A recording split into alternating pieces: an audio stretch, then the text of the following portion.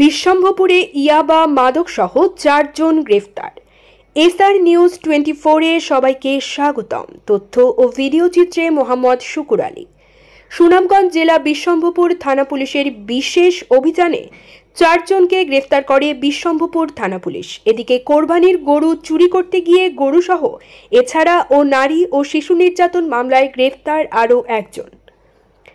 ঈদুল আজহার সামনে রেখে বিশ্বম্ভরপুর থানা পুলিশের বিশেষ অভিযানে বিশ্বম্ভরপুর উপজেলার 3 নং ধনপুর ইউনিয়ন শরৎআলী ছেলে বাবুল মিয়া 10 বোতল ভারতীয় মদ সহ গ্রেফতার বিশ্বম্ভরপুর থানা পুলিশ। 1 নং সলকাবাদ ইউনিয়ন মথুরকান্দি বাজারে উত্তরে বাবুল মিয়ার চায়ের দোকানে 38কে গ্রেফতার করা হয়। সলকাবাদ ইউনিয়ন আলফাজউদ্দিনের কালু মিয়ার ছেলে বড় মিয়াকে বসতঘর থেকে ইয়াবা সহ গ্রেফতার করেন বিশ্বম্ভরপুর থানা পুলিশ। কালিরপুর এলাকা থেকে পলাতক আসামি মুক্তার হোসেনের বাড়ি থেকে সুনামগঞ্জ সদর উপজেলার তেঘরিয়া পশ্চিম এলাকায় থেকে আব্দুল বারিকের ছেলে মতিয়ার রহমানকে সিএনজি সহ গ্রেফতার করা হয়। এদিকে নারী ও শিশু নির্যাতন মামলায় আরও একজনকে গ্রেফতার করে পুলিশ।